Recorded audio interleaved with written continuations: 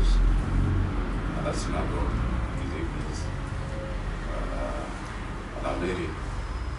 Il y a eu beaucoup d'échanges qui ont porté leur fruit. Parce que, il faut dire la vérité, au début, on regardait un peu au début de nos rencontres, mais puis s'est installée la confiance, puis s'est installée la fraternité, qui fait partie des trois mots de la devise française, la fraternité. Et moi, c'est justement sur ce sujet-là que j'insiste. Je vois qu'en France, souvent, ici personnellement, je vois en France souvent, on insiste beaucoup sur les libertés. On se bat beaucoup pour les. Il suffit que tu empêches au gars qui est derrière de parler, qui crie liberté d'expression. C'est normal, c'est vrai. Mais et la fraternité? Et la fraternité? On dirait que ce mot-là, il est faible ou bien des tabous. Ça fait partie des socles même de la société, d'une société. Alors, j'invite les frères qu'on va connaître tout à l'heure, vous verrez peut-être chacun pourra intervenir à son tour. Le moment aussi, comme disait tout à l'heure Denis, c'est vrai, le moment aujourd'hui, c'est la période des vacances, il y a plein de personnes qui sont ensemble. Et ceci ne nous empêche pas de mettre la qualité dans les propos et les débats qu'on va tenir ici. Merci Boubacar, merci à la Mosquée Nour, une fois de plus, de nous accueillir. Merci à Pascal Maléco, son président, toujours allant pour avancer. Merci pour ces longues années, effectivement. On va parler d'avenir aujourd'hui, tout à fait. On va parler de vision du monde. On va parler de changer le monde également. Mais on peut déjà parler de passé, parce qu'on voit mieux l'avenir quand on regarde le passé. Et le passé avec la Mosquée Nour est un magnifique gage, une magnifique garantie que l'avenir sera bon, sera fraternel.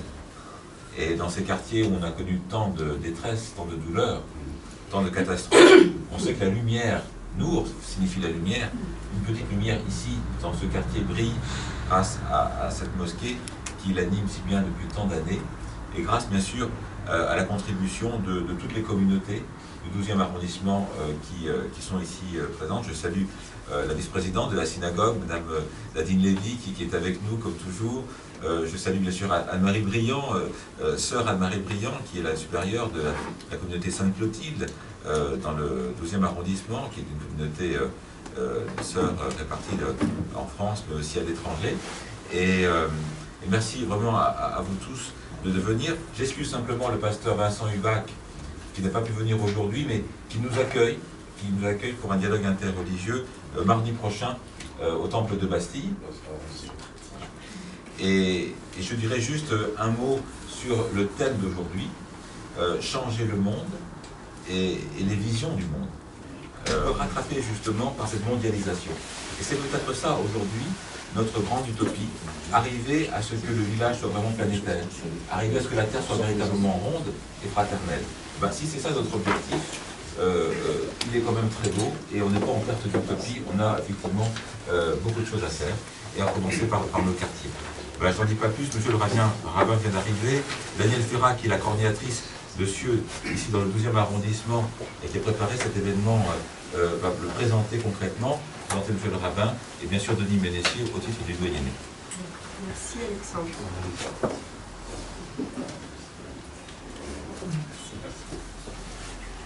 Excusez-moi de mon retard, je ne sais pas.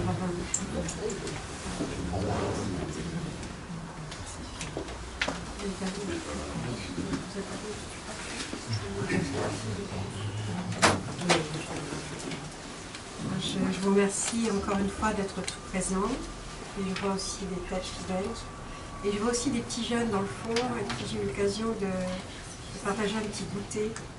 Et justement, on parlait d'avenir, et ils m'ont dit des choses très intéressantes. J'aurais dit que c'était maintenant à eux d'inventer l'avenir. Alors voilà, j'ai fait un petit travail, j'ai bien fait de changer mon travail parce que j'avais parlé de l'utopie. Vu ce que tu as dit, donc bon, c'est bien fait. Alors le thème du jour, c'était refaire le monde. J'ai oublié de présenter monsieur le rabbin. Denis Ménessier qui est le coordinateur du doyenné des 5 églises du 12e et monsieur le rabbin qui est le rabbin de la synagogue du 12e, consistorial chiite Israël. Alors le thème c'était refaire le monde, regard croisé sur le 12e, sur la vision du monde. Si l'on regarde objectivement ce qui se passe dans le monde, en Europe, dans notre pays, en France, dans nos villes et quartiers, des nouvelles inquiétantes nous parviennent sans cesse et nous donnent le vertige. L'escalade de la violence sur tous les plans a tendance à se répandre de plus en plus, et ce malgré les efforts des forces municipales et police pour la protection de leurs administrés. Combien de personnes n'osent plus sortir le soir dans certains quartiers, font des détours lorsqu'ils aperçoivent un autre que soi-même, de couleurs, d'habillements, de comportements différents.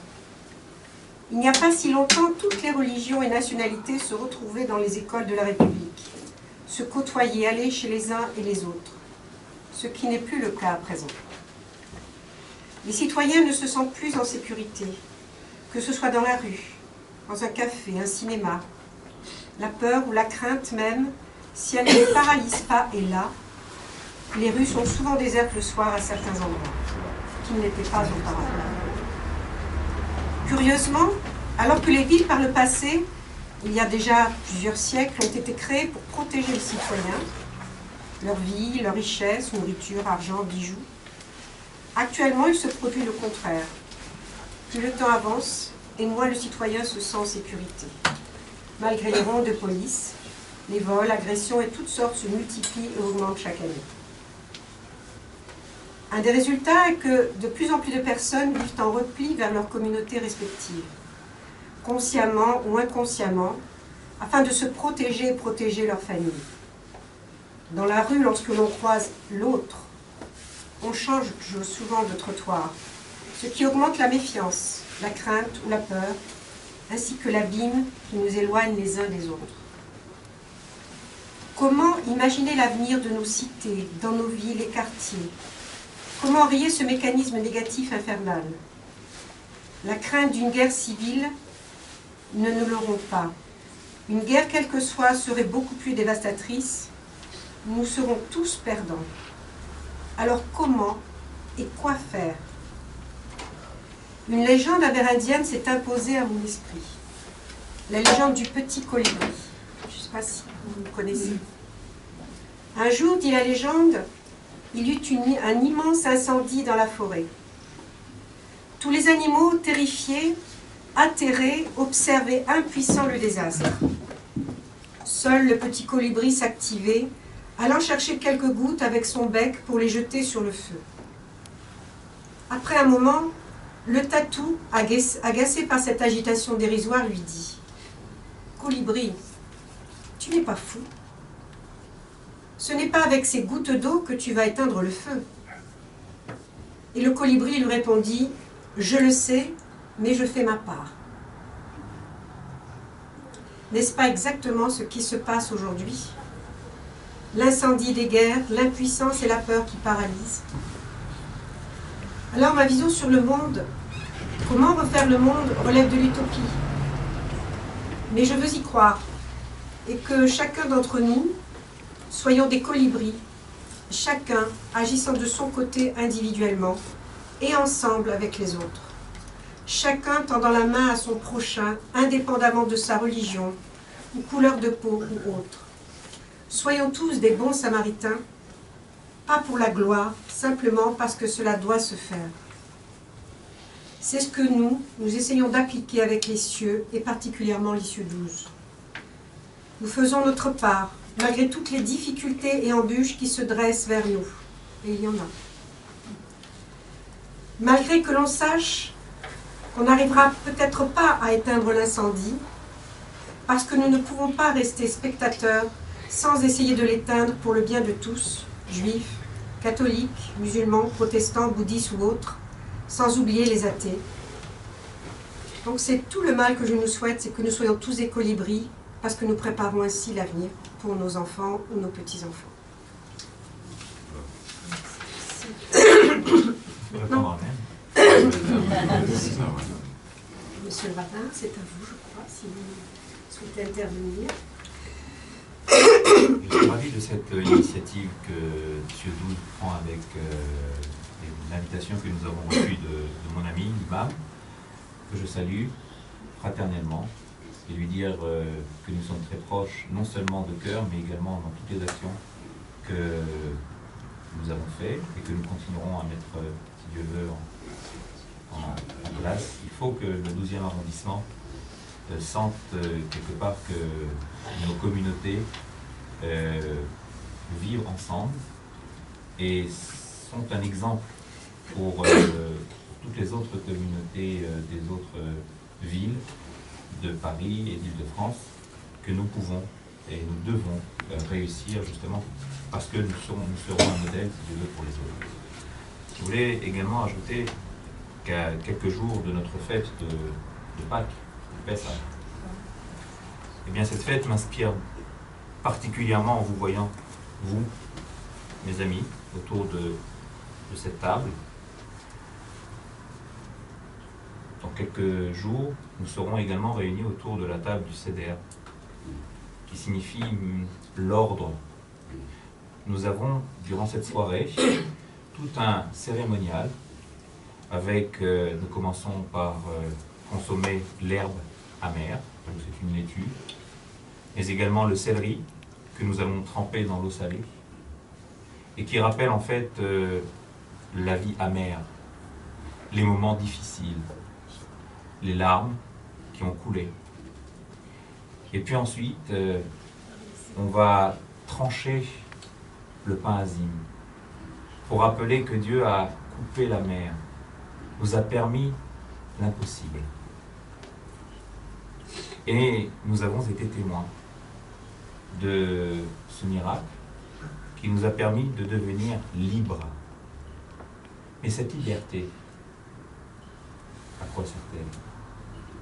Aujourd'hui, au XXIe siècle, ici, en Europe, le pays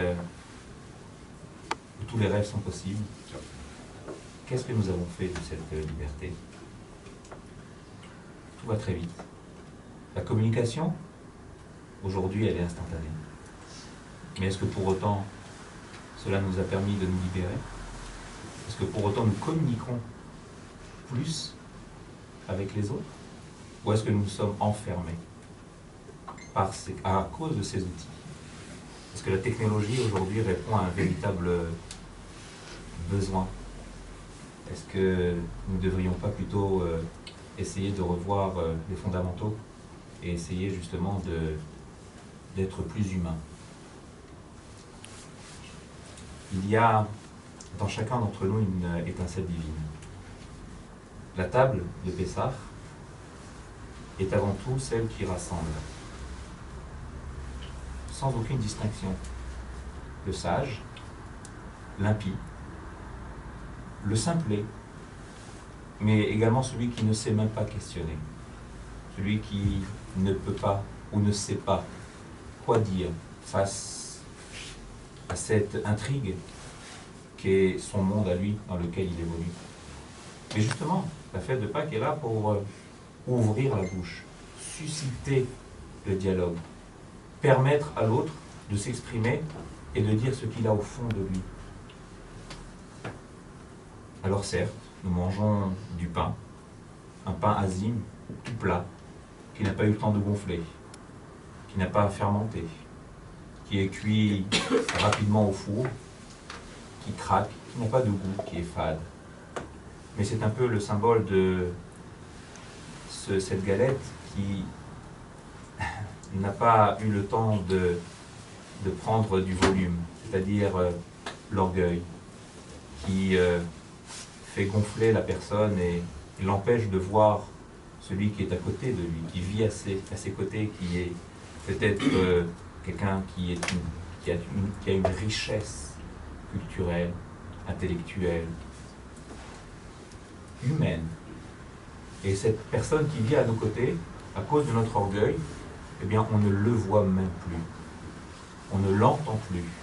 On finit par s'entendre soi-même et on passe à côté du message essentiel que le divin nous a donné. Ve'ahavta lereacha kamocha. Aime ton prochain comme tu aimerais qu'on t'aime. Eh bien oui, voilà peut-être ce message de Pessah qui arrive à point au milieu de cette réunion œcuménique, mais qui a quand même, je pense, énormément d'écho au-delà de nos frontières, de notre 12e arrondissement. Je suis certain que, ben voilà, grâce aux médias que nous utilisons à bon escient, eh bien, nous permettront de diffuser, comme il se doit, ce message de paix, de fraternité et surtout d'intelligence humaine. Soir de cette vision qu'on nous proposait, sur laquelle on nous proposait de réfléchir, quelle vision on a les uns et les autres à partager ici dans le 12e, en particulier dans Cieux, au sein de Cieux. Je me suis dit que finalement cette invitation, elle était là pour m'aider à penser et à agir aussi, à penser et agir, on va dire, sur soi, mais aussi avec les autres.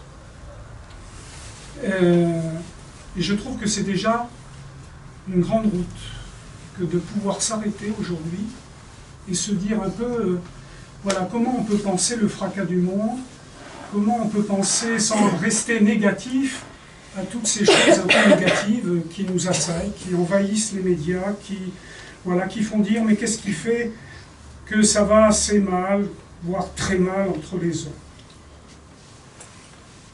Et je me suis dit, mais finalement, Denis, il y a une chose qui est très simple, c'est qu'on oublie souvent qu'on est des êtres prématurés, les hommes. Et que cette prématurité, elle fait qu'on est des êtres fragiles. Et que cette fragilité, en fait, elle est au tréfonds de ce que nous sommes, dans notre identité d'homme et de femme. Cette fragilité est quelque chose sur laquelle, en tout cas, moi, je voulais peut-être insister cet après-midi avec vous, pour dire que être lucide sur cette fragilité me donnait à moi, en tout cas, parfois, la possibilité d'accroître mon chemin en termes d'humanité.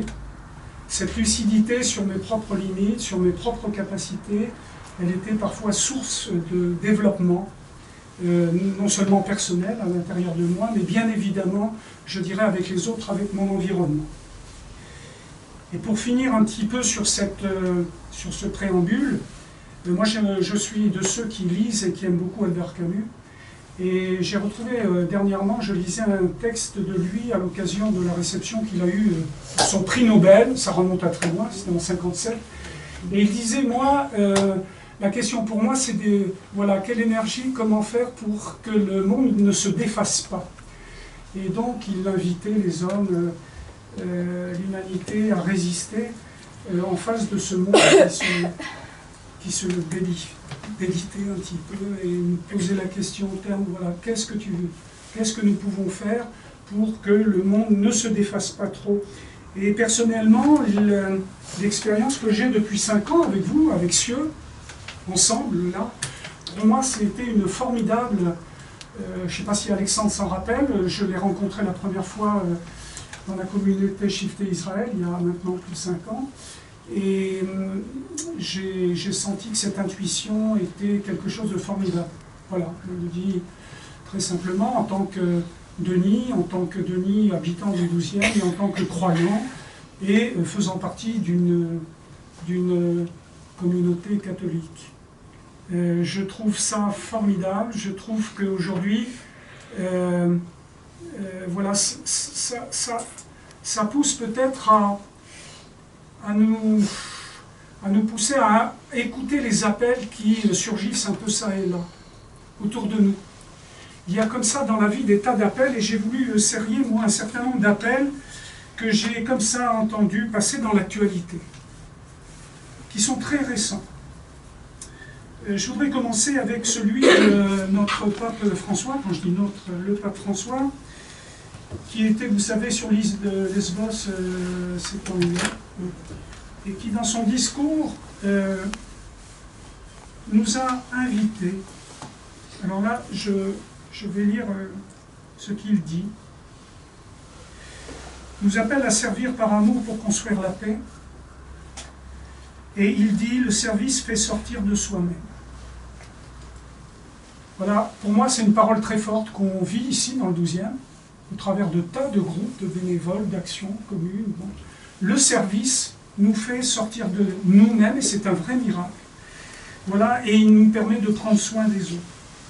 Il ne permet pas que les personnes ni les choses tombent en ruine, mais le service sait les préserver, dépassant la couche épaisse d'indifférence qui obscurcit les esprits et les cœurs. Voilà, c'est le pape François qui disait cela hier.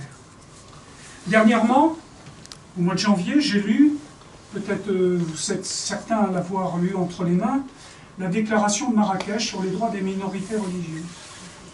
Et dans cette déclaration, j'ai été très touché par une invitation qui était faite par les autorités qui étaient rassemblées à Marrakech et qui nous invitent, les différentes communautés religieuses unies par le même lien national, à soigner les traumatismes mémoriels nés de la focalisation sélective mutuelle sur des faits particuliers et l'occultation des siècles de vie commune sur une même terre. Elles sont appelées, ces communautés religieuses en particulier, à reconstruire le passé par la revivification du patrimoine commun, à tendre les passerelles de la confiance, loin des tentations d'excommunication et de violence. Voilà, du côté de Marrakech. Dernièrement, à l'occasion de l'anniversaire de Nostra Aetate, du 50e anniversaire de Nostra Aetate, Nostra Aetate est le texte qui a été à la suite de Vatican II, qui a évoqué les relations de l'Église avec les religions non chrétiennes. Et c'est depuis Nostra Aetate qu'il y a eu un chemin, je crois, enfin moi je le vis comme ça, considérable, en particulier qui a été vécu dans les relations judéo-chrétiennes. Et j'ai lu dernièrement, à cette occasion, un texte qui a été écrit par des rabbins qui se présentent comme des grands rabbins orthodoxes d'Israël, d'Europe et des États-Unis. Un texte dans lequel je lis que, en imitant Dieu, juifs et chrétiens doivent offrir des modèles de service, d'amour inconditionnel et de sainteté. Nous sommes tous créés à la sainte image de Dieu, et tant les juifs que les chrétiens resteront dévoués à l'alliance en jouant ensemble un rôle actif dans la rédemption du monde. Voilà, c'est ce que j'appelle les petits appels qu'on a, soit en lisant, soit en écoutant, soit en rencontrant. On a ces appels, et en fait ces appels sont là pour réclamer notre oui. Notre oui à plus d'humanité, notre oui à prendre le risque, à dépasser les peurs, comme disait Boubacar il y a quelque temps. Le maître mot si j'entends bien Boubacar ces derniers temps, c'est voilà, comment dépasser les uns et les autres nos peurs respectives pour eh bien, voilà, faire un bout de chemin ensemble, tranquillement. Pour conclure, et toujours pour être en réception avec ce que j'entends, ce que je vois, ce que j'écoute, j'ai eu la chance dernièrement, dans le 12e, de participer à une rencontre à Saint-Éloi sur un grand thème, la fraternité agissante. Formidable thème. Et lors de ce week-end, auquel est participé Abdelnour Bidar, que certains connaissent, j'ai entendu de lui cette expression merveilleuse pour dire les acteurs qui sont appelés pour faire face à cette précarité, à ces fractures, à ces impasses qui sévissent dans notre monde. Il emprunte la parole des tisserands. Et il dit, mais soyons des tisserands là où nous sommes, soyons des tisserands déjà avec nous-mêmes. C'est pas toujours facile de fraterniser avec soi-même, d'être bien avec soi, en soi-même, et donc de concevoir ce travail un petit peu qui nous ouvre vers cette liberté intérieure fantastique. et qui nous permet de prendre la mesure des talents qui sont les nôtres, qu'on reçoit, mais qui nous incombe de faire fructifier. Il y a les tisserands des liens aux autres.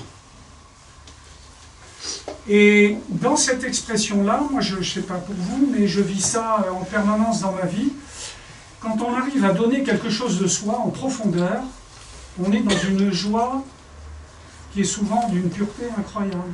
Le fait de pouvoir être en accord avec soi-même et de pouvoir donner de cela à soi, autour de soi, avec les autres, etc., ça met toujours dans un état que je trouve voilà, d'une grande et simple joie. Et puis, Abdenour Bidar, n'oubliez pas tous les tisserands qui se révèlent aujourd'hui autour de ce lien à la nature. Il y a insisté beaucoup pour ce travail au niveau de l'éducation avec les enfants en particulier, pour qu'on tienne compte un petit peu de cet éveil au sentiment du beau dans la nature, dans la création. Il disait à ce propos, en reprenant un dicton de Jalal-Din Rumi, « Tu deviens ce que tu contemples ». Et à partir de là, Abdenour nous a fait toute une réflexion qui était, voilà, je trouve, pleine d'avenir en tout cas. Je terminerai pour vous dire qu'en tant que Denis, participant à la commission du dialogue interreligieux au niveau du doyenné, du 12e, et donc participant à Cieux par ce biais-là, que nous sommes convaincus qu'il y a plein de choses effectivement qui se fracassent dans le monde, qui sont très dures, etc., mais qu'il y a plein de situations où nous sommes appelés à avoir et à dire des oui, qui manifestent des oui sans hésitation, sans recul, en prenant la patience, en étant là où il faut être là, en méditant sur le fait que les semeurs ne sont pas les récolteurs. Voilà ce que je voulais vous partager. Merci Denis de tout ce que tu as dit. C'est vrai que lorsqu'on regarde le monde aujourd'hui, en tous les cas à travers l'actualité, et qu'on voit les chaos vraiment dans lesquels nous nous trouvons, émerger, y compris dans cet arrondissement, le 12e arrondissement, qui encore l'année dernière a connu effectivement l'attentat à l'hypercacher, on se dit mais est-ce que vraiment ma vie a un sens dans ce monde complètement mondialisé? Par exemple, est-ce que ma foi en Dieu n'est pas bousculée? Ce que vit actuellement l'islam à travers la guerre interne entre notamment chiites et sunnites, il y a une guerre de religion propre à l'islam en ce moment, qu'a connu les chrétiens, bien évidemment le christianisme auparavant, mais que connaît maintenant l'islam. Ça ne touche pas que l'islam, ça touche aussi les autres religions, parce que beaucoup des jeunes sont ici présents, ils nous en parleront tout à l'heure, beaucoup peut-être se posent la question de leur engagement dans leur religion, dans leur propre conviction religieuse. Donc vous voyez, le monde tel qu'il est aujourd'hui bouscule notre propre rapport au monde et même rapport à Dieu. Voilà. Alors c'est peut-être un des sujets que vous allez pouvoir aborder maintenant. Des jeunes sont ici présents, comme la thématique c'est le changement du monde, les visions du monde, on attend beaucoup d'eux. Et alors Mathieu notamment est ici présent, qui va constituer Mathieu, c'est celui qui est derrière la caméra actuellement, donc vous voyez tous. Vous pouvez, vous les jeunes, vous retrouver, converger vers Mathieu. Il va organiser un petit groupe, animer la conversation. Nous, on va faire un autre groupe avec les anciens, hein, si on peut dire. Et puis, chaque groupe nommera un rapporteur qui, bien sûr, fera le compte rendu de ce qui sera échangé dans chaque groupe. Environ 30 minutes. Et les responsables de communauté ici présents répondront à toutes les questions qui auront été soulevées dans les groupes. Voilà. On va pouvoir appliquer ce que nous a proposé Alexandre. C'est vrai que nous avons, pour les habitués, vous savez que nous réunissons ce qu'on appelle en petites cellules. Chacun va échanger, donner son point de vue, ou poser des questions qui vous seront répondues. Alors je vous invite à changer de place et mettez-vous en affinité avec ceux qui vous souhaitent. C'est facile de parler entre jeunes. Moi j'ai parlé un an, voilà, vous pouvez discuter avec moi comme avec n'importe lequel de vos amis. Je parle comme un échange et on peut discuter tranquillement. C'est plus simple. Ce qu'on va faire, c'est on va commencer par faire un tour de table. On va tous se présenter, on va dire notre nom,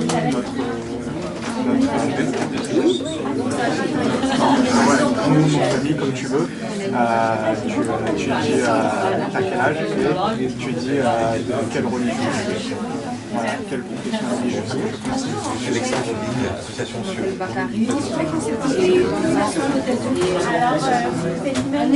Non, je suis responsable de l'association.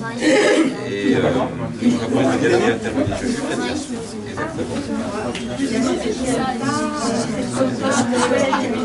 Avec nous, comment? Non, je m'appelle Bilal. J'ai 19 ans. Nous, on m'appelle Alice. Je m'appelle Marie, j'ai 21 ans et je suis pour ma tradition chrétienne. Bilal, tu veux pas te rencontrer? Alors moi c'est Mathieu, donc je suis jeune en service civique à l'association Cieux. J'ai 21 ans et je suis de confession chrétienne de la branche évangélique. Je m'appelle Amada, j'ai 9 ans. On a fait la vidéo il y a 5 ans avec le repas notamment partagé pour la première fois. Vraiment de marron. J'ai 3 ans. Alors, Donc pour tout ça, vous êtes donc décidé là, alors, la question d'aujourd'hui, c'est la vision qu'on a du monde et comment peut-on faire le monde en quelque sorte. Il y a quelqu'un qui a envie de dire quelque chose. Je peux parler en premier.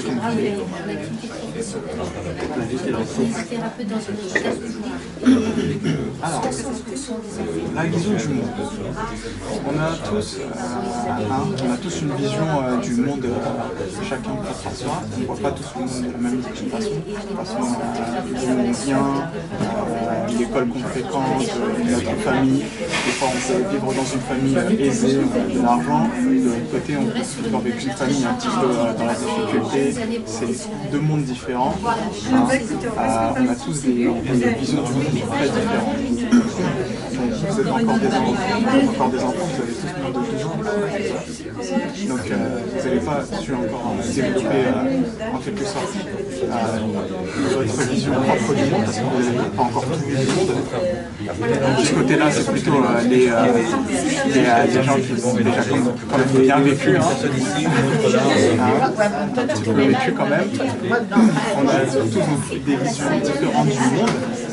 Mais entre jeunes, c'est une fois que les deux seront partis, parce qu'ils ne vont pas rester éternellement, entre jeunes, nous ici, ce sera notre monde plus tard. Quand on sera plus grand, ce sera quasiment notre monde. Ce sera à nous de forger, ce sera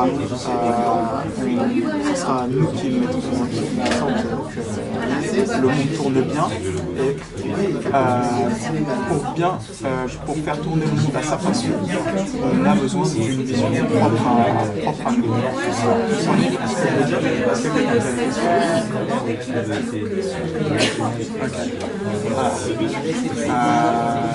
Qui veut dire quelque chose?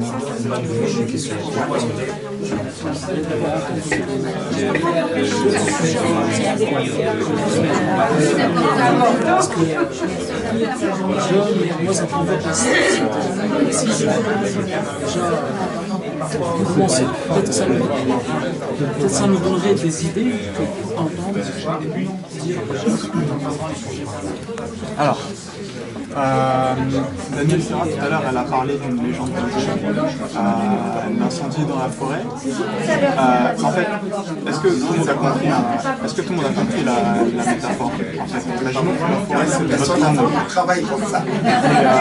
Et que chacun d'entre nous, on est des animaux de la forêt.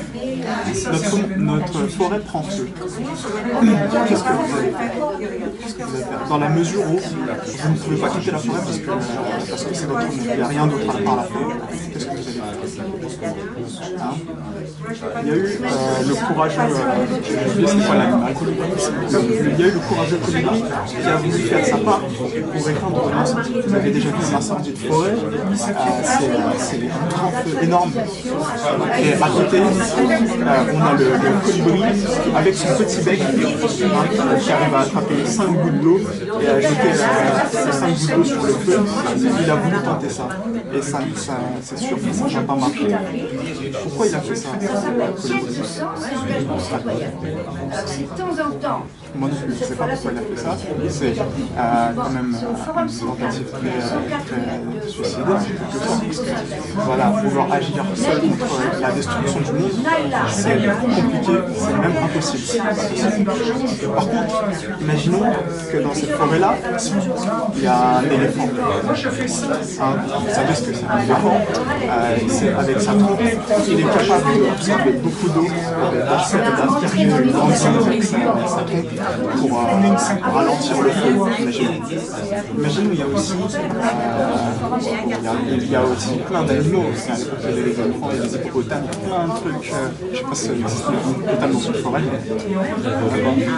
Il y a plein d'animaux dans une forêt. Si tous ces animaux-là s'étaient battus pour combattre l'incendie de cette forêt, à votre avis, est-ce qu'ils auraient réussi? Ils auraient réussi. Parce que l'union fait la force. Un incendie, ça se combat, il faut être plusieurs, il faut être fort. Et on ne peut pas combattre un incendie de notre forêt seul. Il faut combattre plusieurs. Malheureusement, dans cette forêt-là, les animaux, ils ont beaucoup partir que de combattre l'incendie. Moi, dans ma vision du monde, je pense que c'est presque pareil ici dans notre monde. Il y a beaucoup de gens qui, au lieu de combattre l'incendie, sont en train de brûler notre forêt. Il y a beaucoup de gens qui parce que vous, vous êtes deux. Voilà, c'est-à-dire que lui, il habite ici, vraiment dans les immeubles qui sont dans le quartier. Donc c'est lui qui est là le plus fréquemment. Donc en son absence, il y a d'autres personnes aussi qui dirigent la prière. On va dire que c'est pas comme dans la religion chrétienne où il y a un prêtre qui est attitré, qui fait tout ça. Dans la religion musulmane, il peut y avoir plusieurs représentants qui dirigent la prière. Donc c'est par rapport à la connaissance, par rapport au comportement, par rapport à la disponibilité aussi. Voilà, c'est lui qui est en numéro 1.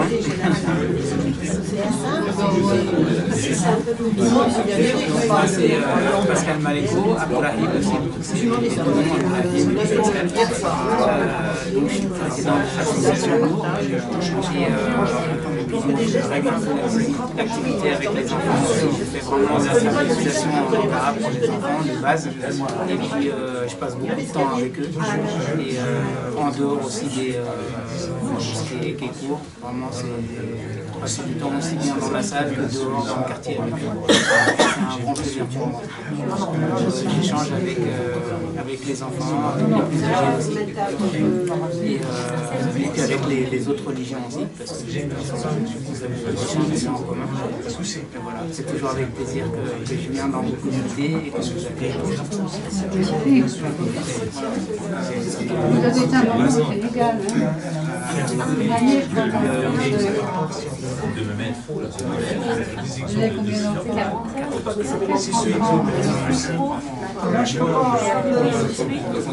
Je sais qu'il y a... Non, mais je pense que la plupart maintenant dans le quartier, c'est bien pour le travail que pour l'association de temps et C'est la première fois que vous avez rencontré, c'est à Saint-Écoire, des accueils, et vous êtes venu avec un grand plateau de friandises pour fêter et pour donner au curé. J'avais trouvé ça super. Ah oui, oui, ça c'est vrai. On essaye au sein de l'association de partager nos moments de joie, de bonheur. Et comme on a deux fêtes dans la religion musulmane, on profite, nous déjà, d'échanger entre nous, les familles, les voisins, et de profiter de ce moment-là pour aller voir les autres religions qui nous entourent, aussi bien la mairie que les chrétiens, que les pompiers, que le commissariat, pour partager avec eux nos bons moments ensemble. On a pris cette habitude-là, on essaie de s'y tenir. C'est une leçon qu'on reçoit là. Ça revient toute l'année. Cette année, sérieusement, on revient des gens qui malheureusement. Et c'est à des moments réguliers?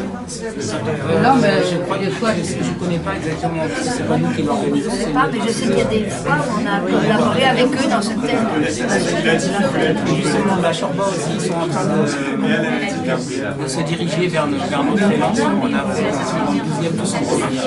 Et les Juifs chrétiens, les musulmans, aussi comme les bouddhistes, ils ont vu qu'on arrive à se regrouper et qu'il y a une certaine. Il y a un élan, et ça les a attirés de tout. Par envie maintenant de rentrer dans ce petit cercle pour essayer de faire quelque chose avec nous aussi. Sans que personne n'ait été d'accord. Parce qu'eux aussi regroupent beaucoup de personnes qui sont en souffrance, soit en demande, et ils se reconnaissent dans ces choses qu'on a construites entre nous. Ça aussi, ça fait partie de vivre ensemble. Une forme de maçonnerie, non? Mais voilà, c'est des choses qui sont... Il faut qu'on continue parce qu'on ne sait pas des choses comme ça qu'on cherchait, mais dans notre petit travail de tous les jours de fourmis, de colibris, comme disait Daniel tout à l'heure, ça attire d'autres colibris aussi, même si c'est des grosses structures, à être attiré par nos petites structures et notre association.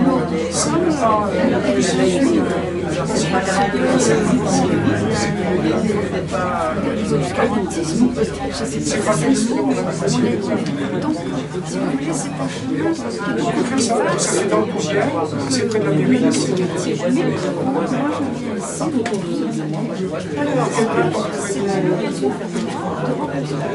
Alors ça, c'est Il faut en parler.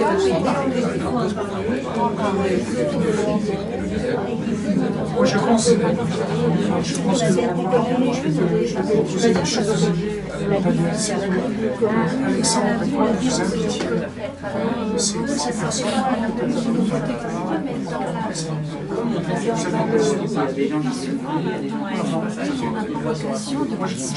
Ça peut être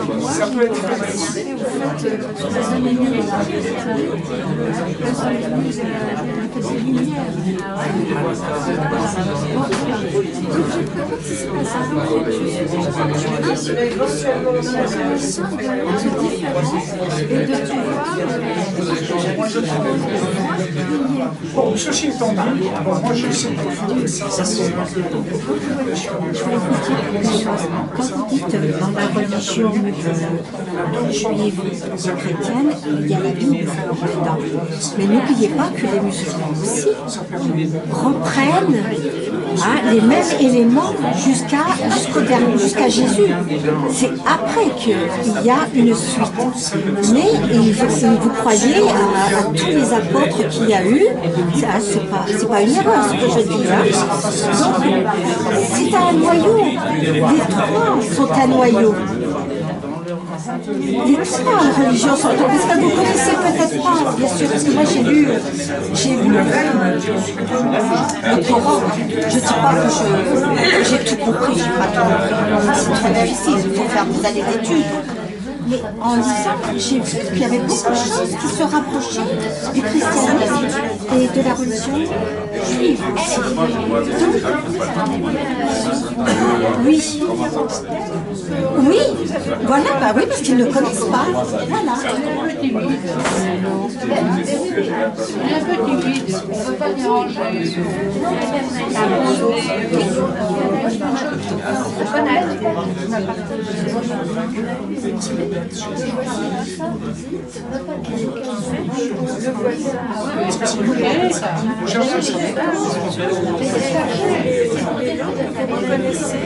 Comme Tania, si un cas ami possible, comme la synagogue, on peut faire un service ce soir, un service. Oui, le service. On fait des choses. Bien sûr. Tout à fait.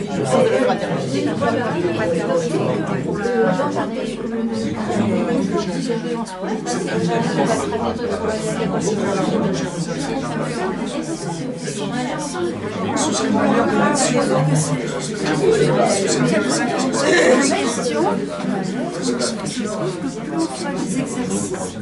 C'est-à-dire que ça va obliger à négocier. Bien sûr.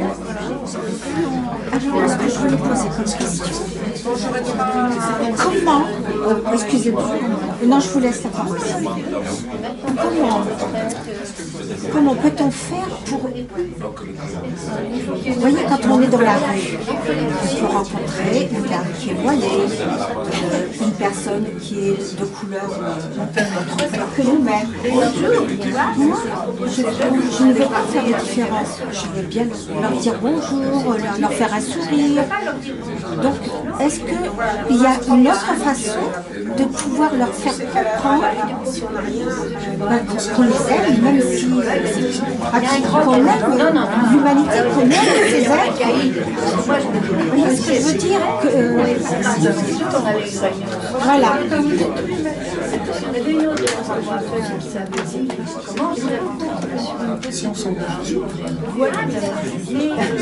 oui, donc elle a essayé moi, alors je ne sais pas, c'est à toi, pendant 2 mois, mais c'est vrai que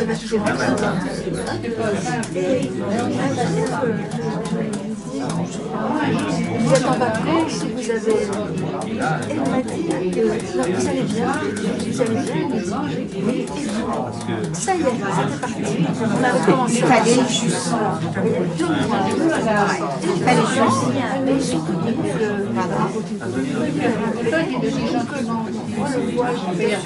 Oh, moi, ça me dit non, ça me dit non.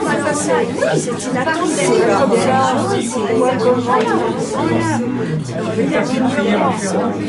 Non, ils sont pas je sais pas si dépasser ça.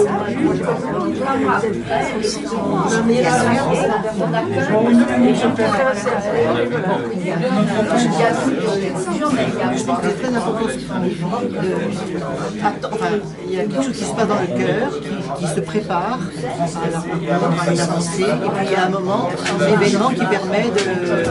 on fera déclencher dans le début ensemble, c'est pas un événement, mais il n'empêche qu'il y a un acte qui fait que ça y est, ça part. L'intérieur d'attente, l'intérieur d'attente pendant tout un temps, je pense que c'est très important. C'était à partir de la 10, c'est en soi, c'est en soi le changement. Le mieux s'en bat le respect, les cultures, les marques du pays. J'étais à la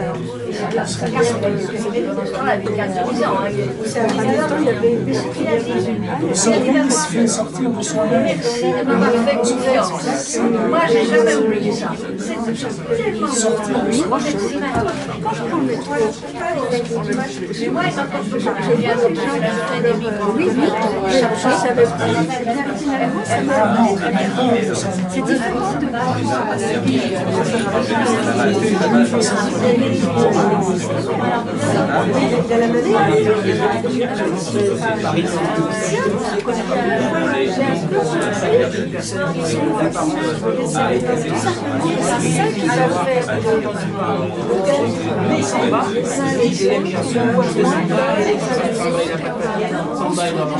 Samba, il peut avoir ensemble de cas qu'on peut avoir peur de vivre. Mais il faut le faire, il faut se bouger.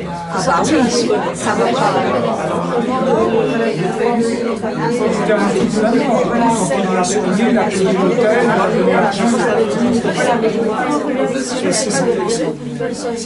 Sans laisser, et d'ailleurs,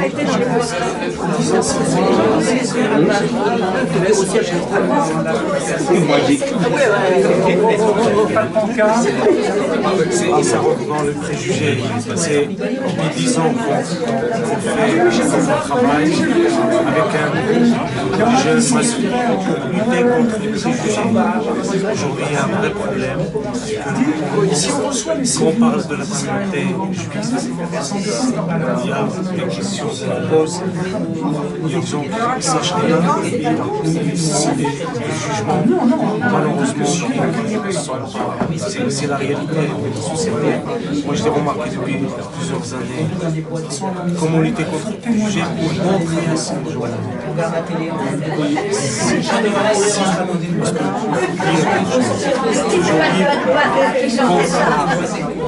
sujet, c'est la première suite qui est devant. Toujours. Celui qui va dire non, c'est toujours un vie quotidiennement, on entend que. Et le contraire, c'est une communauté qui est magnifique. Ceux que je n'ai pas salués. Voilà, moi je suis le rapporteur des groupes jeunes.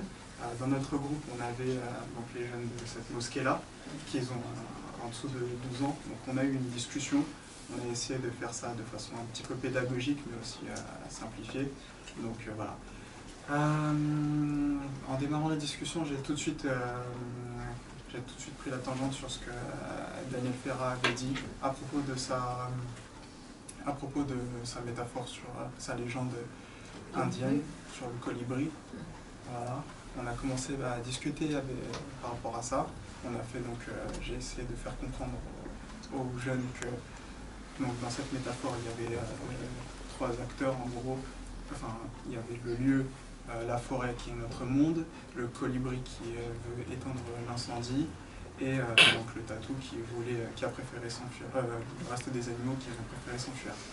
Voilà, donc j'ai essayé de leur faire comprendre donc, cette métaphore, et en quelque sorte, je leur ai demandé qu'est-ce qu'ils feraient à la place des animaux de la forêt s'ils étaient des animaux de la forêt. C'est un petit peu facile de dire quand on n'y est pas devant, parce qu'ils sont à cet âge-là, ils n'ont pas encore conscience de l'incendie qui se propage sur notre monde. Donc c'est encore un petit peu facile de dire qu'on va combattre cet incendie-là. Ce que je leur ai demandé plutôt, c'est comment est-ce qu'il faudrait combattre cet incendie-là. Et d'après eux, pour combattre cet incendie-là, il faudrait, donc on est surtout revenu sur le point de la fraternité. La fraternité entre les hommes, comment dire, la fraternité entre les hommes, ce serait la solution la plus évidente pour empêcher la propagation de cet incendie-là, dans la mesure où ce qui détruit le monde, en quelque sorte, c'est un peu les amalgames, c'est un peu les amalgames, c'est un peu les discriminations, les stigmatisations, et grâce à une fraternité qu'on pourrait développer entre les hommes, ça pourrait empêcher donc justement la propagation de ce feu qui est pour notre monde. J'ai posé la question, pourquoi ce colibri agit de lui-même avec son petit bec, essaye d'éteindre l'incendie de forêt. Parce qu'on sait tous qu'un colibri seul ne pourra jamais éteindre un incendie de forêt avec son petit bec en jetant de l'eau comme il peut. Après, on s'était dit, même si c'était impossible pour le colibri, cet acte d'éteindre l'incendie de forêt, c'était pas complètement impossible en fait. En faisant ça, le colibri, même s'il ne s'en rendait pas compte, ou je ne sais pas s'il s'en rendait compte, il aurait pu déclencher ce qu'on peut appeler un mouvement de foule. Donc, en voulant éteindre l'incendie, il aurait pu obtenir l'aide de certaines personnes qui sont capables, mieux que le colibri, d'éteindre l'incendie. Imaginons des éléphants ou d'autres animaux capables de ramener beaucoup d'eau sur place. En faisant ça, le colibri a donc fait sa part et aurait pu, à partir de lui-même, éteindre l'incendie. Et donc, en comparaison avec notre monde, on s'est dit que une personne, même si ses actions sont désespérées en l'encontre de l'incendie qui se propage sur notre monde, il aurait pu créer un mouvement de foule qui aurait pu justement combattre cet incendie-là dans notre monde à nous, et ça aurait pu aboutir à une conclusion déjà plus heureuse que dans l'histoire du colibri. Voilà. Bravo. On n'est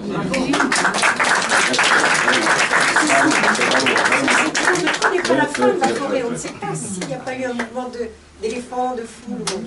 C'est ce qu'on espère en tout cas. Mais c'est très beau, très bien réfléchi.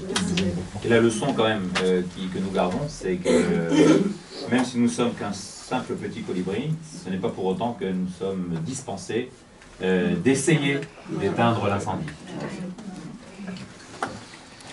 c'est bien de la part des jeunes, cette réflexion-là, ça c'est encourageant. Ils sont intelligents, ils sont petits. Ça c'est très encourageant parce que ces rencontres-là, surtout les plus jeunes en plus, ça s'adresse à vous parce que vous prendrez tôt ou tard des responsabilités.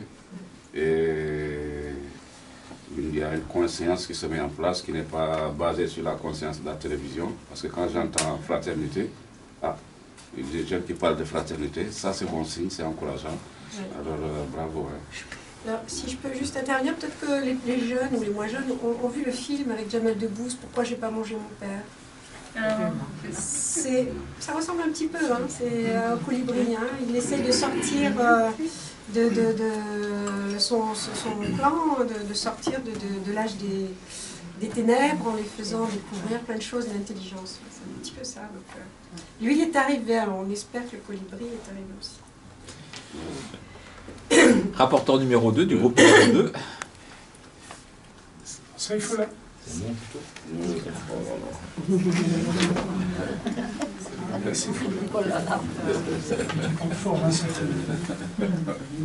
Après les jeunes, c'est dur de... Ouais, non, tu vas bien t'en sortir. C'est une très belle prestation. Enfin, notre assise, enfin, la vision, c'était plus sur les expériences ou les vécus de chacun. Et à travers leur vécu et après leur expérience, à travers ça qu'il y aura un changement dans le monde. Donc, la première chose, c'était pour chacun, il faut commencer par soi-même. Le changement du monde commence par le changement de soi-même. Ensuite, au niveau du voisinage, puis il y a eu des témoignages qui ont été faits. C'est que, suite à l'événement qu'il y a eu dans le Bataclan, il y avait son voisin, justement, qui avait un de ses enfants qui était décédé dedans. Donc il a dit il y a une solidarité qui s'est faite, c'est que tous les voisins ont écrit à ce monsieur pour leur souhaiter pour apporter son soutien. Ensuite, il a dit à partir de là, ils ont pensé pour faire une fête de voisinage à l'honneur de ce monsieur. Que tout le sens du voisinage, que le voisinage prenne un sens. Donc le voisinage, enfin le changement commence comme ça. Et puis ils ont parlé de l'implication des jeunes. Ils ont pensé comment faire impliquer les jeunes là-dedans, mais ça c'est plus une question qui est orientée vers les intervenants, les jeunes. Ça c'est plus une question qui est orientée vers eux. Et aussi ils ont parlé beaucoup du service. Il dit la plus grande source d'un changement de monde ou même d'être accepté des autres, c'était bien ça. C'est le service. Le service en parlant de tout, quoi. Servir son voisin, bien aider quelqu'un qui mendie, un mendiant, comment lui donner, quelle que soit la forme de service. Et puis aussi faire des exercices, plus d'exercices en commun aussi. Comme c'est cette réunion-là, soit au niveau du voisinage, à tous les niveaux. Que ça, pour que ce changement-là puisse se faire. Et aussi, c'est une question aussi, on dit comment faire comprendre à l'autre qu'on l'aime. Et une réponse qu'elle donnait, c'était un fait divers, un vécu, c'était, c'est dame qui a dit, elle prend souvent le bus. Et en prenant le bus, et souvent il y a une fille voilée, bien voilée et tout ça, qui s'assoit et qui ne sourit pas. Donc, au bout de 2 mois, chaque fois elle s'assoit à côté d'elle. Et au bout de 2 mois, elle lui pose la question, comment ça va? Elle dit, mais je vais bien, dit, et vous? Elle dit, à partir de là, après elles sont devenues relationnelles, elle a vu son sourire, elle a commencé à parler. Elle dit, en fait, cette peur ou bien cette différence de l'autre. Voilà, différence de l'autre, il dit si on ne fait pas l'effort de parler, de s'avancer, il n'y aura pas de changement. Donc, voilà. C'est tout.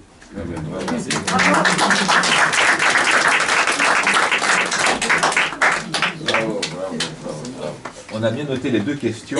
On va y répondre tout à l'heure, monsieur le rabbin, la contribution notamment des jeunes. Ça sera intéressant d'avoir le point de vue. Et aussi comment faire pour prendre en route. Et puis la prise en compte de l'autre, la relation à l'autre, effectivement, en société. Il y avait un troisième groupe. Il y avait un troisième groupe, non? Alors, très rapidement, et si vous avez des questions ensuite à monsieur le rabbin, ce sera le moment parce qu'il doit partir dans 5 minutes.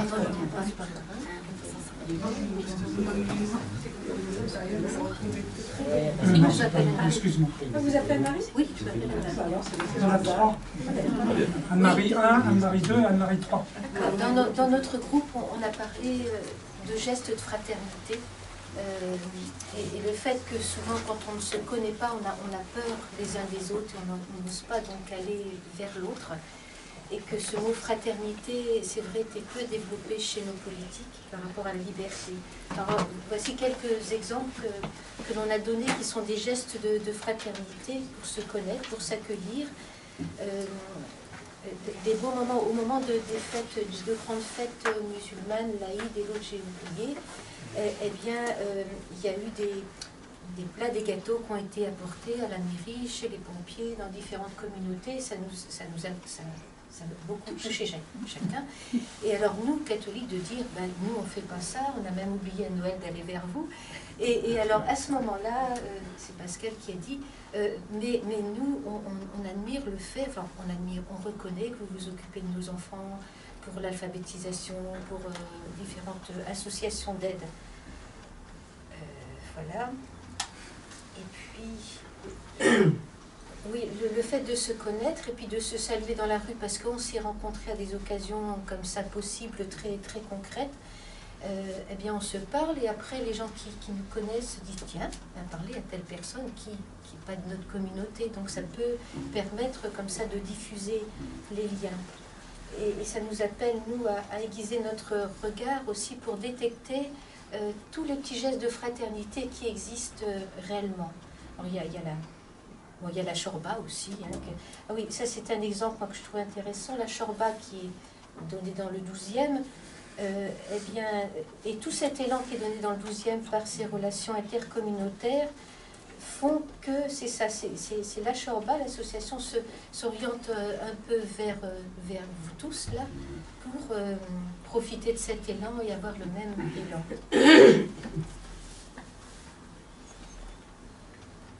Et que c'était important, oui, d'avoir des expériences, des travaux pratiques ensemble pour se connaître et ne plus avoir peur les uns des autres. On a parlé, oui, c'est ça, des difficultés que l'on a, nous, les catholiques, devant l'église Saint-Éloi, où il y a ces groupes de jeunes qu'on ne sait pas trop comment aborder. C'est pas la première fois qu'on a...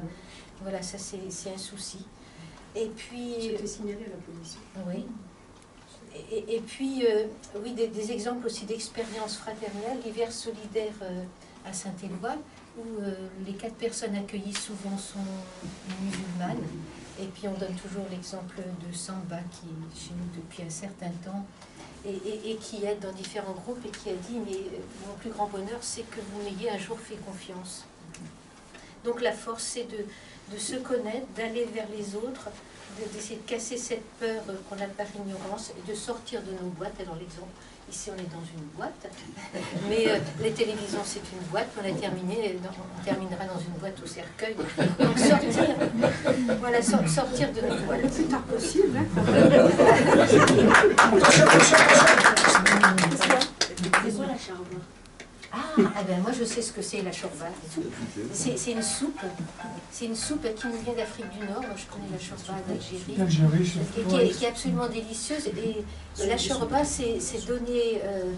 Ils font de la soupe pour les gens qui sont dans la rue et qui n'ont pas à manger. C'est une soupe complète avec du oui, c'est ça, c'est complet, c'est ça qui est important. Oui. Oui, oui. Et ils sont au boulevard de Poniatowski. Très bien. Vous connaissez le boulevard? Alors, on va, comme M. le rabbin doit partir, on va prendre une ou deux questions. Il y en avait une en tous les cas qui concerne, oui, la relation, ce que disait effectivement tout à l'heure le rapporteur du groupe numéro 2. Comment, lorsqu'on aborde une personne qui est entièrement voilée, arriver quand même à avoir un regard bienveillant, positif, et l'aider quand même, malgré tout, à se sentir avec les autres. C'est une vraie question. Et Et alors, bien sûr, je le rappelle, cette question vous est posée, mais peut-être aussi, évidemment, à Boubacar Conté, plus particulièrement. L'habit religieux, en fait, dénote la personnalité de la personne que l'on a face à nous. Quelqu'un qui portera une croix, on saura à qui il appartient. Un croissant ou une Magen David, aujourd'hui, se traduit aussi par le voile. Ce sont tout simplement des signes qui nous permettent de nous rattacher à notre divin.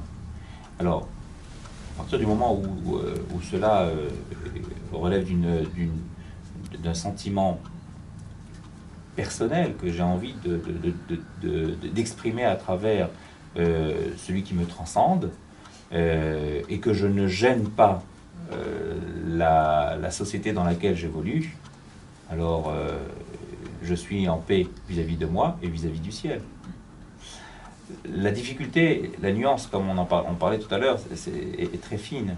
Est-ce que je porte cet habit dans cette intention-là, de m'élever spirituellement, de me rapprocher de Dieu, d'être meilleur, donc de me distinguer des autres pour servir d'exemple, ou est-ce que je suis dans le camp de ceux qui veulent provoquer, agresser, défier la loi,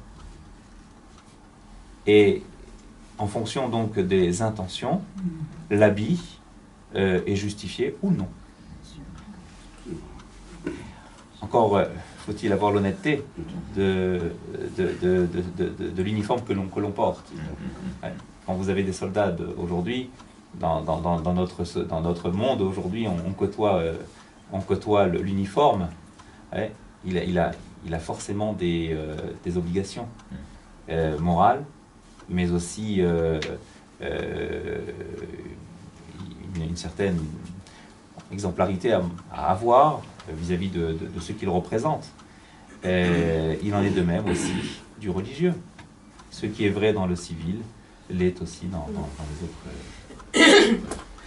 Alors, il y avait une seconde question avant que vous ne partiez, importante, qui concerne les jeunes, la relation aux jeunes. Chaque communauté se doit d'avoir une éducation à l'égard des jeunes, bien évidemment.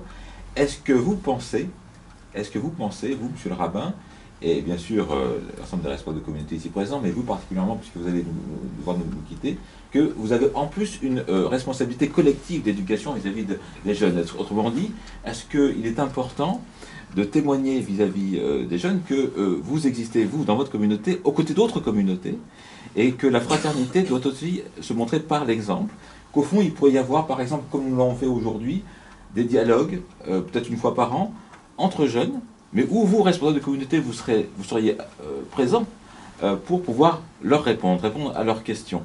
Vous voyez, Madame Lévy, tout à l'heure, me disait, mais en voyant ce groupe jeune, j'ai envie de faire la même chose dans ma synagogue. Est-ce qu'il n'y aurait pas... Oui, l'avenir. C'est là il faut insister. Est-ce que les grandes personnes refusent souvent.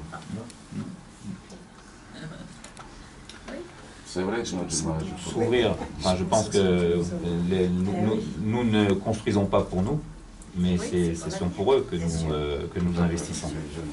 Si aujourd'hui on mène un combat commun pour essayer de faire entendre la voix de nos paroisses, c'est pour laisser demain un monde à nos enfants qui leur permettra de pouvoir encore plus faire entendre la voix du religieux ou du athée, mais peu importe, la voix de la moralité qui va essayer de revoir, d'améliorer le monde dans lequel ils seront demain. Et je crois qu'effectivement cela passe par une grande ouverture, mais par l'enseignement tout d'abord, que nous devons transmettre dans nos établissements. Aujourd'hui, il y a de plus en plus d'écoles privées. Dans ces écoles privées, il faut savoir qu'est-ce que l'on met comme enseignement. Et là est aussi un défi pour nous, en tant que chefs religieux, de vérifier, de s'assurer que nous sommes conformes aux lois du pays dans lequel nous sommes accueillis. Ce pays qui a forcément aussi, par son expérience, son histoire, oui, son vécu, quelque chose de très riche à nous transmettre. Et nous devons construire sur cette base, tout en y apportant notre touche personnelle, individuelle, mais aussi, voilà, pour se fondre dans la société. Ça ne veut pas dire s'assimiler, ça veut dire au contraire, apporter ma spécificité et ainsi donc l'enrichir par ce que je pourrais donc apporter. Une question d'un jeune justement, avant de partir. Je voulais savoir, est-ce que vous ne pensez pas que les écoles privées, elles vont d'un côté à l'encontre de ce qu'on essaye de communiquer aux jeunes, comme la fraternité, le fait de vivre ensemble? Je pense que l'école privée répond à certains besoins, oui, d'enfants qui, dans l'école de la République, n'ont plus leur place. Il est triste aujourd'hui de constater que le mal-être que nous ressentons à l'extérieur est rentré également dans les écoles. Beaucoup d'enfants, je parle pour ma religion en tout cas, aujourd'hui sont menacés. Ouais, leur santé physique et mentale sont en danger. Et donc ils n'ont pas d'autre choix que d'être sortis de ces établissements pour pouvoir continuer une scolarité normale dans un cadre sécurisant. Et donc aujourd'hui l'école privée n'est pas un choix, c'est malheureusement une nécessité. Sur le fait non, j'y crois pas. On m'a forcé à venir alors que quelques enfants voulaient venir dans cette école exprès pour avoir le droit de croire librement. Et je trouve que les écoles privées ne sont pas toujours simples. Malgré ce qu'on pense, c'est comme n'importe quelle école. C'est les enfants, quoi. C'est la mentalité des enfants. C'est surtout l'enseignement. Et l'enseignement aussi, je suis d'accord. Nous avons un enseignant qui sait faire passer l'amour et transmettre ce message de respect. Alors il arrivera à fédérer tous les enfants autour de sa cause, aussi bien le athée que l'autre qui a un mal-être en lui, qui ne sait pas où il est vraiment. C'est le problème des écoles privées. Alors, moi, je vais vous raconter, excusez-moi, l'expérience personnelle que j'ai eue. En Tunisie, il y a eu des événements, donc les écoles laïques ont fermé. Donc j'ai été dans une école religieuse, catholique, à Émilie de Liala. Et tu as retrouvé mes sœurs. Et j'ai été très heureuse, parce que c'est là où m'est venu l'amour des autres. Et moi, je ne vois pas de différence, j'aime tout le monde. Je trouve qu'un sourire, ça fait beaucoup. Ça fait beaucoup. Et alors, l'anecdote que j'ai à raconter, c'est que tous les matins, la mère rentrait, venait en classe, et on faisait la prière. Et les musulmans priaient, les juifs priaient, les catholiques priaient, et on était tous ensemble. Et j'ai vécu 2 ans magnifiques. C'est l'amour du latin, l'amour... Et c'est pour ça que, voilà, moi l'école privée m'a donné cet amour vers les autres. Alors moi, c'est l'inverse, parce qu'en Algérie, c'était le même problème. Les écoles fermées, il n'y avait pas d'école pour les filles et pour juives, et donc j'étais dans une école catholique, et là, ça m'a complètement dégoûtée. Mais par la suite, je me suis rattrapée. Voilà. C'est l'inverse. C'est le problème, le principe des écoles. Quand ce sont des écoles privées, c'est fermé, on ne peut pas intervenir, on ne peut pas dire vous ne devriez pas dire ça, etc. C'est privé. Par contre, nous avons une excellente école de la synagogue, et M. le rabbin s'occupe, et avec des petits-enfants. Il s'appelle Une chance pour tous. Il s'appelle Une chance pour tous. Denis Menessier, prénom, je voudrais faire une information avant que le rabbin parte. Il est confirmé depuis très peu de temps que dans le cadre du groupe d'amitié islamo-chrétien, il y aura dans le 12e arrondissement un événement qui se passera le 3 décembre, auquel, bien sûr, est invité tout le groupe Cieux. Cet événement a lieu toujours entre novembre et décembre, et donc il faut savoir que nous allons travailler cet événement sur le thème de la fraternité, avec une compagnie de théâtre qui est dans le 12e. et qui s'appelle Sol Luxet Omnibus. Ça, c'est pour les latinistes. Bravo. Le soleil pour tous. Alors, un témoignage de Boubacar Kanté. Je m'adresse surtout aux jeunes.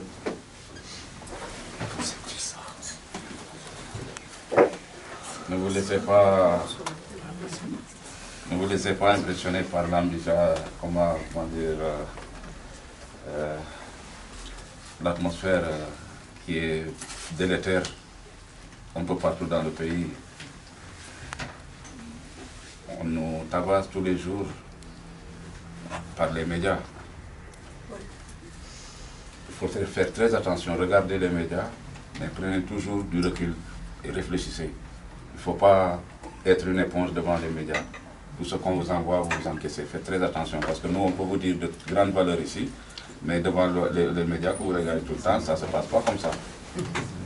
Parce que c'est quelque chose qui a été programmé, réglé, pour inoculer de la peur. Le but, c'est faire peur aux gens. La petite boîte de télévision là, dont il parlait tout à l'heure, le drôle de douche. C'est pour inoculer la peur dans l'esprit des gens. Ils sont exactement comme ces terroristes-là. En une moindre mesure, certes. Ces terroristes-là, quel est leur but? Leur nom le prouve. La terreur. Au-delà de la peur même. Ils veulent faire peur. C'est ça la peur. Essayons d'analyser et de regarder cette chose-là. C'est avec la peur qu'ils veulent impressionner les gens et imposer leurs idées. Et si vous regardez les médias aussi, c'est pareil. Ils se servent de cette peur pour faire peur, pour conditionner l'esprit de la population française, qui est un brave peuple, entre parenthèses. Parce que la peur engendre la colère. La colère engendre la haine. Et la haine engendre le renfermement. C'est ce que nous vivons aujourd'hui. Ils sont très forts, ils ont tout calculé. Aujourd'hui, tu vois la majorité, ils vont tous vers le Front National. Vous croyez que c'est quelque chose qui est débile? Non, non, non. La population n'y est pour rien, elle a été manipulée. Parce que la population, le jour où elle va s'en rendre compte, personne ne pourra les arrêter. Ce sera comme en 1789, croyez-moi. Parce qu'on peut tromper un peuple une partie du temps, comme disait Abraham Lincoln, mais on ne peut pas tromper un peuple tout le temps, c'est faux. On ne peut pas tromper les Français tout le temps, moi j'y crois. Et vous les enfants qui êtes nés ici, ne vous laissez pas impressionner aussi. N'attendez pas que quelqu'un affirme votre identité française. Vous êtes nés ici, c'est Dieu qui le veut. C'est Dieu qui a fait vous être nés ici. Vous appartenez à ce pays-là. Si vous n'aimez pas ce pays-là, vous ne respectez pas Dieu, vous n'aimez pas Dieu. N'attendez pas que les hommes vous disent que vous êtes français pour vous sentir français. C'est n'importe quoi. N'écoutez pas les médias aussi. Soyez sûr et certain que si vous écoutez, si vous faites très attention à ce qu'on vous dit, et que vous faites attention à ce qui se passe dans les médias, vous allez vous en sortir, vous aurez une vie bien tranquille. Moi, je dis aussi maintenant aux plus grands, aussi, aux grandes personnes, il faut qu'on fasse attention, nous aussi, à l'histoire de ces médias-là. Pourquoi? Parce qu'aujourd'hui, si moi j'allume ma télévision, je sais que ces gens-là, ils essaient de faire peur. Quand tu ouvres le premier sujet, on te dit terrorisme. S'il n'y a pas de terrorisme, on te dit, il y a quoi? Il y a une maladie qui fait peur.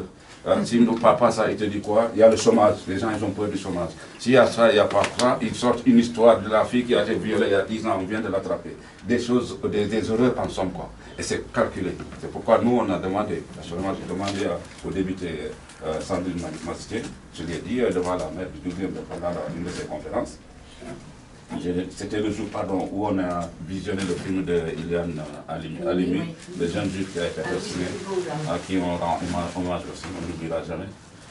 On n'a pas demandé à ce jour-là, personnellement, j'ai demandé à Sandrine Mastier, puisqu'elle est vice-présidente de l'Assemblée nationale, je dis s'il vous plaît, madame, essayez de former une commission d'enquête pour amener des experts et des spécialistes pour voir l'impact de cette négativité-là sur la santé du peuple. Ça peut se vérifier, ça peut se calculer, ça peut se quantifier. Ne laissez pas comme ça que ça continue comme ça. Parce qu'ils font croire aux gens des choses qui n'existent pas. Moi, je vous dis, par exemple, si une famille africaine ou arabe, il se met dans son coin, il allume la télé, il voit, on lui parle de racisme, de tant. Lui aussi, dans sa tête, qu'est-ce qui se passe? Ici en France, on ne sait pas bien, on ne considère pas bien, oui, nous, on nous regarde mal. Après, tu sors dans la rue avec cette idée-là, cette négativité-là. Ce qui est mauvais pour tout le monde. Et ce qui est faux en plus. Parce que dans tous les coins de France, vous allez aujourd'hui, les gens ils vivent tranquillement. Musulmans, chrétiens, non-chrétiens, arabes, africains, machin, ils vivent en France. Vous ne croyez pas? Allez dans les rues, allez dans les marchés. Tous les jours, chaque coin où tu vois le noir ou l'arabe, il a son poissonnier du coin, le boulanger qui le connaît bien, ils vivent ensemble, ils rigolent, ils se causent, ils font tout, mais la petite boîte que nous avons chacun dans notre maison, qu'on appelle télé, il dit non, c'est pas ça la réalité. Moi je vous dis la réalité est haute. Les gens sont en train de vivre tranquillement entre eux. Ils sont en train de se marier. Ils sont en train de vivre bien. C'est vrai, il y a eu des attentats. C'est vrai, il faut en prendre.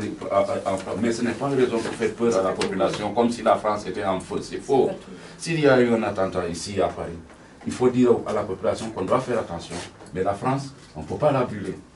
Elle est très grande, elle est très développée, elle est très forte. On a touché un petit coin de la France. Il ne faut pas qu'on se focalise que sur ça pendant des jours et des jours et des mois. Il faut qu'on regarde la France qui est en train de vivre. Au moment même où ces gens-là, ils meuraient ici, dans ce pays, la France, par exemple, il y a 130 morts ici, il y a eu des millions de naissances dans d'autres familles en France ici, des gens qui sont en train de sauter de joie. Donc, il ne faut pas déformer la réalité. La réalité telle qu'elle est, pour la voir, il faut la voir dans la globalité, mais pas dans un plan fragmentaire là qu'ils font exprès pour que tout le monde regarde dans ce sens-là. Il faut prendre du recul, savoir que c'est faux. Et surtout vous les enfants, vous êtes dans un grand pays. C'est la 5e puissance mondiale. 5e, c'est pas rien. C'est pas rien. Donc à partir d'ici, on peut faire plein de choses. Vous pouvez faire plein de choses. N'acceptez pas le pessimisme qu'on vous met là. Mettez dans vos cœurs de l'optimisme. Sachez que ça va changer les choses avec vous. Vous les jeunes, et vous les autres, là, les étudiants et tout ça. Là. Si vous vous y mettez, ça va changer. Parce que ceux qui ont changé ce pays-là, qui l'ont défendu aussi, eh bien, ils ont fait comme vous. Ils ont commencé par dire non, non, non, non, ça, on ne veut pas, il faut autre chose. On ne veut pas ça, on veut autre chose. On veut vivre en paix, on veut vivre ensemble. S'il y en a, il y en a. Si vous n'avez pas cette conscience-là, personne ne fera à votre place. Les plus grands, je sais que c'est passé, mais pour vous les jeunes, défendez ce pays, défendez-le, aimez-le comme vous aimez Dieu. Parce que c'est lui qui vous a choisi de naître ici. Vous avez compris? Voilà ce que je voulais dire pour les jeunes. Les autres, les plus âgés aussi, je vous remercie aussi de votre présence personnellement. C'est mon dernier mot. Je vous remercie de votre présence parce que votre présence montre que le divin est sur nos traces, il nous suit. Il est bien, il suit nos actions et qu'il nous éclaire parce que votre présence est là, comme vous voyez, la différence de génération. C'est comme je disais à un de mes amis qui n'aimait pas trop vieillir, quoi, qui voulait toujours rester sur une femme. Il voulait toujours... alors je lui pose la question, je lui dis, la vieillesse c'est un honneur. Je lui dis, tu es honoré. Tu es honoré de vivre très longtemps. Je lui dis, tu n'as pas vu des gens qui sont morts dans le ventre de leur mère? Il me dit oui. D'autres qui sont morts à 10 ans, il me dit oui. 20 ans, oui. 30, 40, 50. Toi, tu vas jusqu'à 60, même 80, 90 ans. Remercie Dieu. Et prie pour les autres. Donc, c'est la meilleure façon de rendre grâce à Dieu. Et puis, si on n'est pas d'accord d'arriver à cet âge-là, il vaudrait mieux demander à Dieu de nous tuer à l'âge de 20 ans, c'est ça? Moi, je suis content et fier de vous avoir ici, parce que vous êtes bénis. Donc, voilà.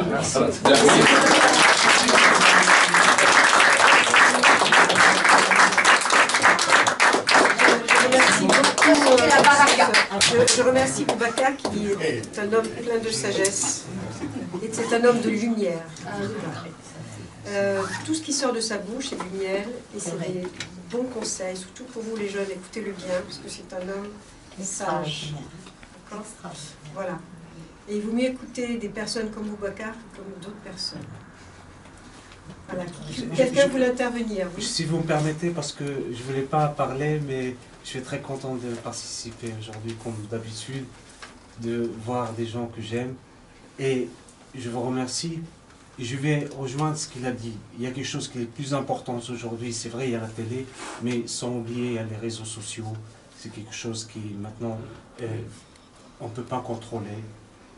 J'ai participé dernièrement, j'ai eu l'occasion avec M. le Président, il a déposé un dossier à M. le Président de trouver des solution pour lutter contre ce qui se passe dans les réseaux sociaux. Toujours, il y a le complot, il y a toujours... Vous savez, aujourd'hui, avec cette technologie, vous avez... Ouais. Les réseaux sociaux, pour l'instant, on ne peut pas s'en passer parce que c'est l'avenir. C'est comme un couteau. Avec un couteau, on peut couper un bon beefsteak ou du pain et on peut assassiner quelqu'un. Donc il faut apprendre à nos jeunes à bien utiliser cet outil. Ce sont des outils très importants.